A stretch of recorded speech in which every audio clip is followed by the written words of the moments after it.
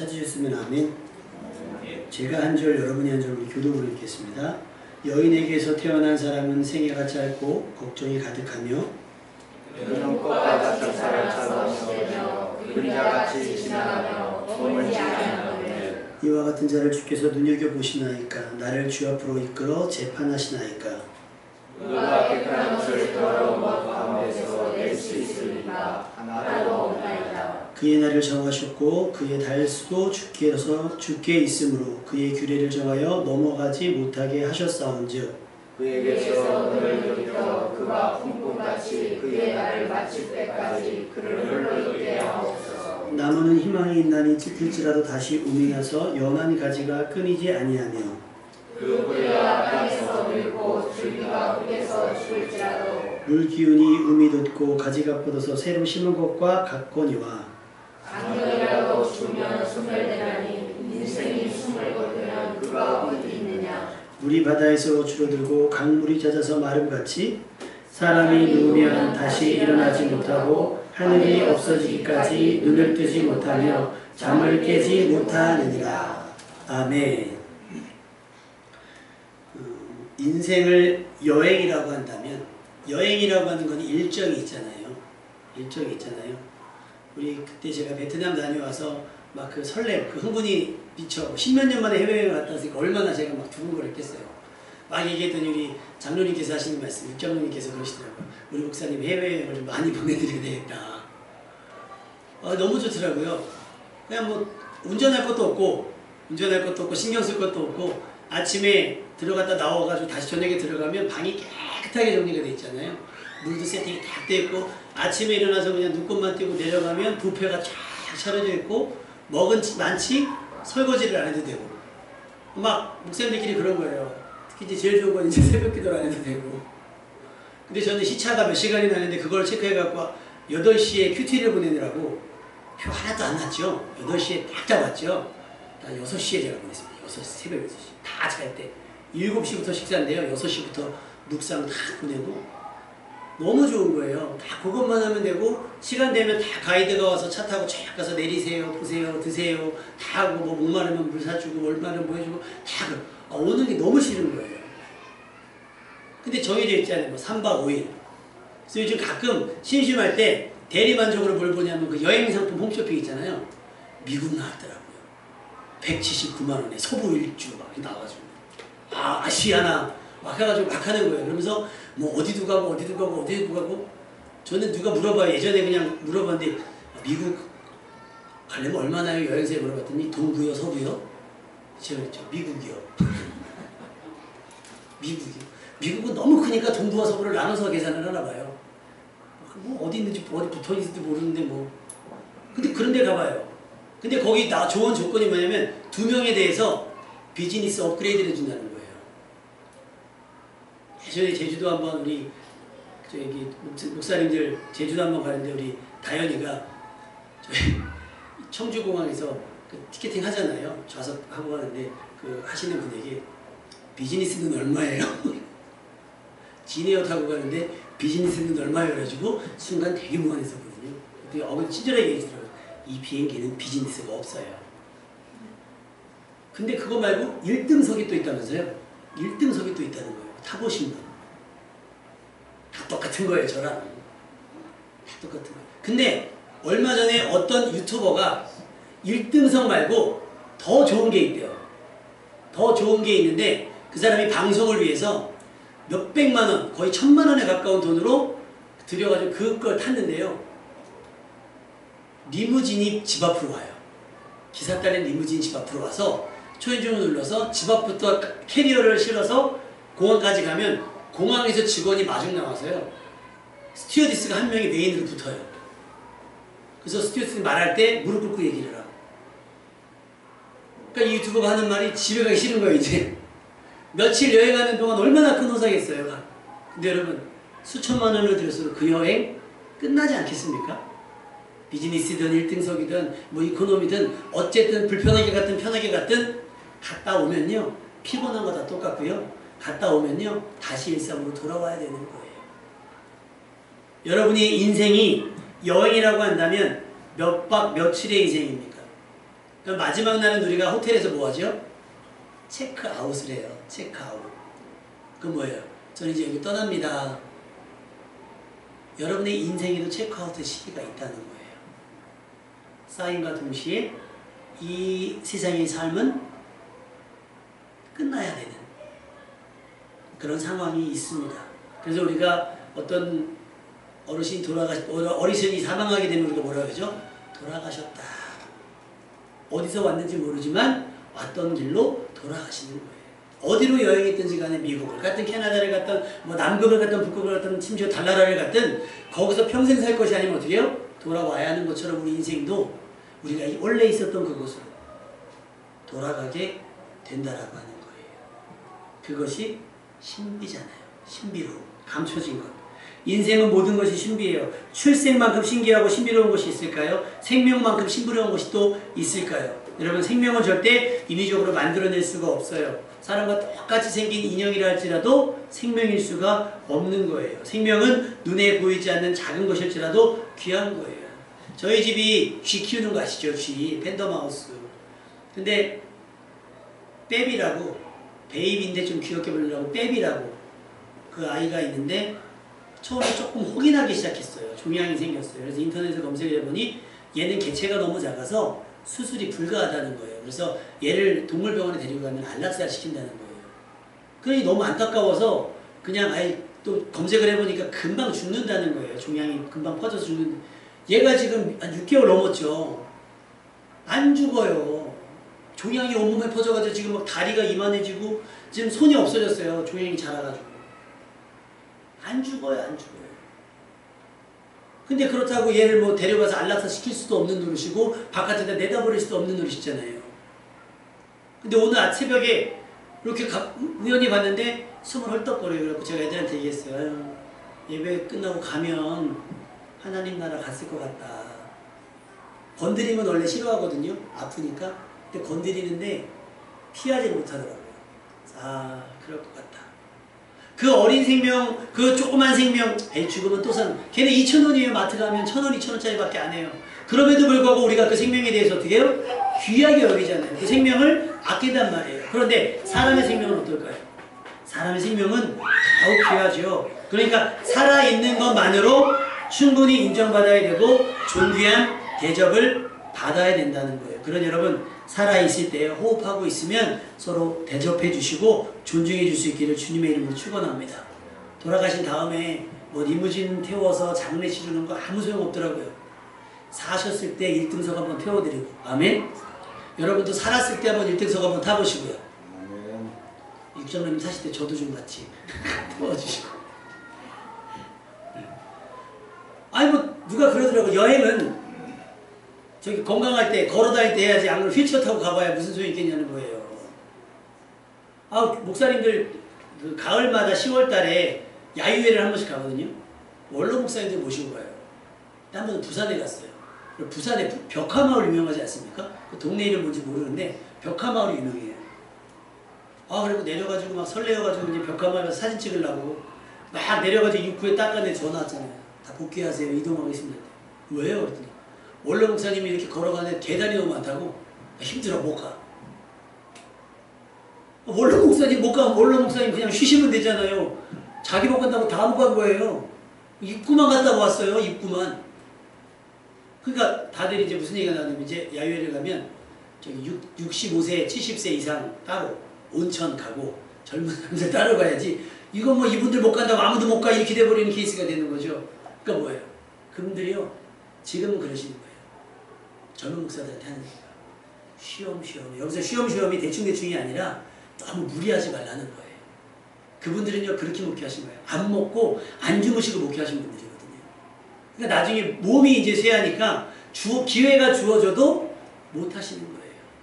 여러분, 살아있을 때가 중요한 겁니다. 아멘? 그러니까 살아있을 때 뭐 죄가 아닌 이상 후사도 한번 누려보시는 거 괜찮아요. 좋은 호텔도 한번 가보시고요. 가고 싶을 때 여행도 한번 가보시고요. 비행기도 좋은 거, 또 뭐야 기차도 좋은 기차 한번 타보시고요.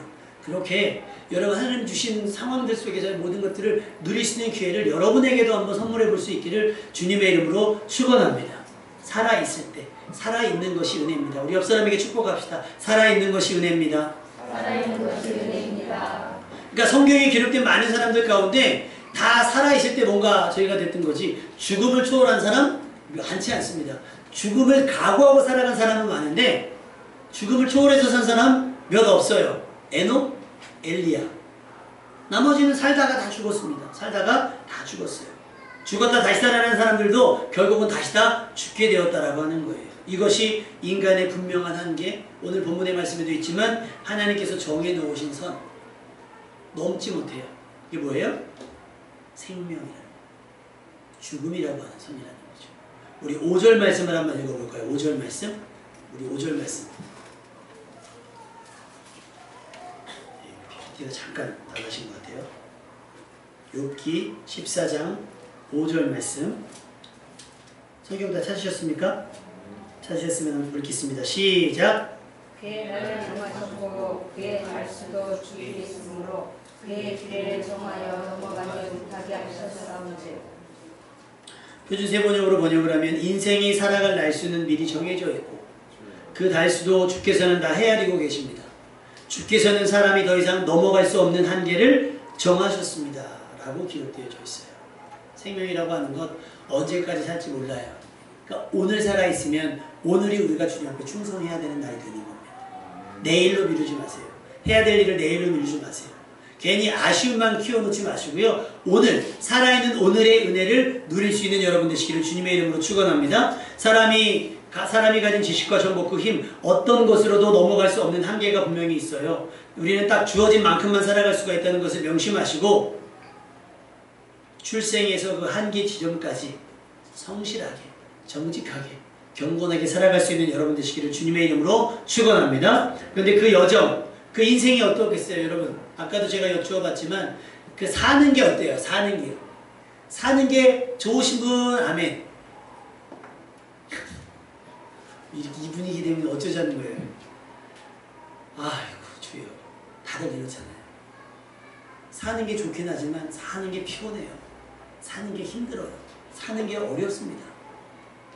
그래서 제가 그렇게 정의해봤어요.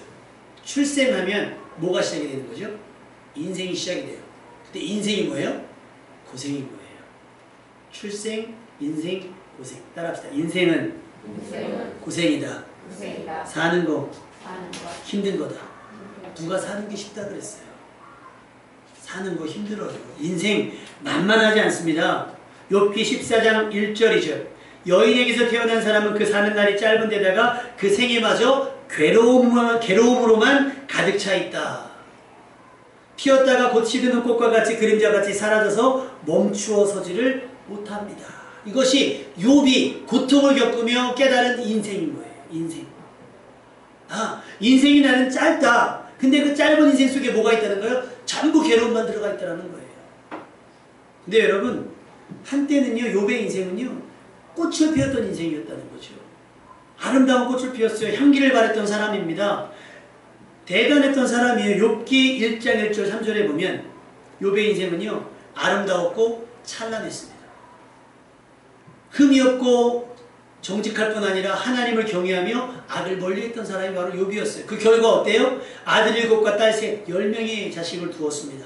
또한 양이 7,000마리, 낙타가 3,000마리, 소가 500쌍, 암나귀가 500마리 외에 많은 종도 데리고 있었습니다. 이와 같이 욥은 동방에서 가장 큰 사람, 가장 훌륭하고 으뜸가는 부자였다라고 성경은 기록되어져 있어요. 꽃과 같은 사람이잖아요. 대단한 사람이잖아요. 그의 인생 찬란했습니다. 여러분, 기회가 있다면 우리가 가끔 그래요. 하루만 이재용으로 살아봤으면, 하루만 이재용의 아들로 살아봤으면, 하루만 빌 게이츠로 살아봤으면, 하루만 빌 게이츠의 자식으로 살아봤으면 하는 소원이 어릴 때 다 한 번 있어봤어요. 그렇지 않습니까, 여러분? 사고 싶은 거 다 삽니까? 우리 정민이 사고 싶은 거 다 사요? 나영이는 하고 싶은 거 다 합니까? 어른들에게 여쭤보세요. 여러분, 여태까지 살아오는 동안 하고 싶은 거 다 하셨어요? 사고 싶은 거 다 사셨습니까? 그렇게 어떻게 삽니까?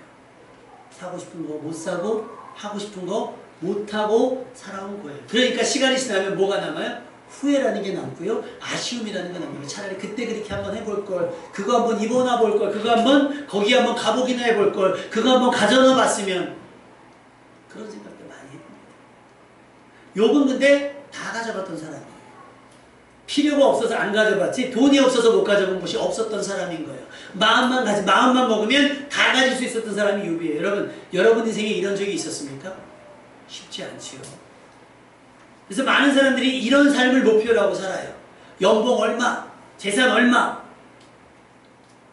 욥은요, 믿음도 있고 매우 훌륭했어요. 존경받았던 사람입니다. 그러니 누구라도 한 번만이라도 잠깐 동안만이라도 욥처럼 살고 싶어 했을 그런 인생인 거예요. 그의 소유를 부러워하고 그의 믿음을 부러워했을 겁니다. 그런데요, 그것도 잠시뿐인 거예요. 한순간이에요. 하나님께서 훅 하고 보니 다 날아가더라고요. 욥의 인생이 탈탈 털리고 말았습니다. 그의 사랑하는 자식들이 하루아침에 전부 죽고요. 그가 가졌던 모든 재산이 속수무책으로 다 빼앗기게 됩니다. 남은 건 뭐예요? 몸뚱이 하나인데 몸뚱이마저도 어떻게 해요? 병들어 버렸다라는 거예요.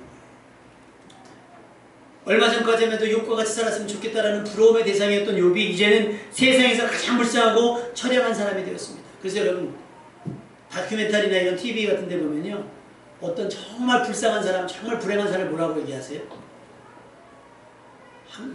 욥의 한국인, 한국인의 욥, 한국의 욥 이런 얘기예요. 욥과 같은 사람, 질병이 복합적인 질병을 가졌던 사람이라든지 정말 어떻게 이런 일이 벌어졌을까 하고 불행이 막 쌓였던 사람들 보면 욥과 같다라고 얘기해요. 대명사예요. 불행의 대명사. 욥이 되었다라는 거. 인생 역전이라는 말, 승이 되면 좋은데, 그 인생 역전 승이 되면 좋은데 인생 역전 패가 되니까요, 말도 할 수가 없어요. 그 절망이라고 하는 것 말을 할 수가 없어요. 그러니 그 믿음 좋았던 욥이 뭐라고 고백하죠? 자기 생일을 저주하며 내가 태어난 날이 차라리 사라져 버렸더라면, 차라리 내가 태어나지 않았더라면, 엄마의 모태에 임신되지 않았더라면 하는 생각을 할 정도로 사는 것이 괴로웠던 사람이에요. 얼마나 괴로웠어요. 여러분 묻겠습니다. 여러분 인생의 절정, 최전성기는 언제였습니까? 아까 오다 보니까 저쪽 그 오산대역 앞에 보니까 코스모스가 하나씩 올라왔더라고요. 한 다음 주, 다다음 주 되면 이렇게 쫙 만발할 것 같아요. 쫙 펴올 것 같아요. 그럼 너무나 예뻐요. 근데 뭐예요? 한철이에요, 한철. 한 달이나 피나요? 그렇지 않지요? 예쁘게 폈다 싶을 정도 됐는데 언젠가 모르게 탁 시들어요. 그럼 어떻게 해요? 밭을 갈아? 없습니다. 밭을 갈아 엎어요. 그럼 또 다른 것이 뭐예요? 봄이 되면 유채꽃을 심고요. 여름 되면 무슨 꽃을 심고 해바라기를 심고 했다가 시들면 다 엎어버려요. 여러분의 인생도 지금은 꽃보다 아름다울 수 있습니다. 여러분이 가진 것 그렇게 든든하고 그렇게 저기 할 수도 있어요. 그러나 다 시들을 때가 오는 거예요. 돈도 무용지물일 때가 온다는 겁니다. 명심하세요. 꽃도 결국은 시들고요. 은은했던 향기가 뭐가 돼요? 시간이 지나면 악취가 됩니다. 인생이요, 제 아무리 화려했다 할지라도요, 결국 땅의 모든 것을 가졌다 할지라도 결국 아무것도 아닌 것이 돼버리는 때가 옵니다. 그 한계예요. 하나님께서 지어놓으신 그 한계 뭐요? 죽음이요. 힘 센 사람도 죽음 앞에서는 그 힘을 발휘하지 못하고요, 돈 많은 사람도 죽음 앞에서는 생명을 살릴 수가 없습니다. 어쩌면 사는 것이 너무 고달파 죽기를 바랄지도 모르겠습니다. 죽는 것이 나을 것 같은 생각이 들 정도로 괴로운 인생들도 있어요. 욥이 그랬습니다. 이처럼 우리의 삶은 누구 하나 할 것 없이 다 삶이 고생이에요. 괴로움으로 가득 차 있다는 거예요. 다들 극복하며 살아가고 있을 뿐입니다. 사는 날 동안 괴롭지 않고 수고스럽지 않은 날들이 있었겠습니까? 이게 제가 어릴 때 이렇게 막 하다 보면 다들 막 여쭤봐요. 물어봐요. 부모님은 뭐 하세요? 물어봐요. 그럼 제가 말씀드리죠. 부모님 돌아가셨습니다. 언제요? 그러면 초등학교 때, 중학교 2학년 때 보면 깜짝 놀라요. 얼굴에서 어떤 그런 것들을 볼 수가 없었다는 거예요. 너무 해맑고 너무 사람이 씩씩해서 그런 걸 본 적이 없다라는 거예요. 제가 개척해서 이제 목사님들 사이에 꼈더니 목사님들도 이제 궁금하니까 물어볼 거잖아요. 목사, 부모님은 어디 계시고 같이 교회 다니시고 막 이런 얘기해요. 아니요, 저 부모님은 돌아가셨고 막 얘기하면 이 목사님은 귀공자인 줄 알았다는 거예요. 태어나서 고생 한 번 안 했을 것 같다는 거예요. 근데 어째 그렇게 살았어요? 내가 저 진짜 고생을 많이 안 했습니다. 내가 그랬어요. 아유, 그런 소리 안 해도 된다고. 어쩌고 아니 진짜로요. 저는 고생을 진짜 안 했다니까요. 믿질 않아요. 아니 뭐 저만 고생했겠습니까? 대한민국의 고아들만 고생합니까? 다 고생하며 살잖아요. 모양은 달라도 크기는 달라도 다 고생하며 살아요. 그러니 나만 세상에서 제일 불행하다고 생각하시면 않았으면 좋겠어요. 나만 혼자 고생한다고 생각하지 않았으면 좋겠어요. 다 고생합니다. 물론 금수저, 은수저, 동수저들은 좀 덜 하겠지요. 그렇다고 고생이 없겠습니까? 아니요. 뭐 왕관을 쓰려는 자 그 무게를 견뎌야 하는 것처럼요.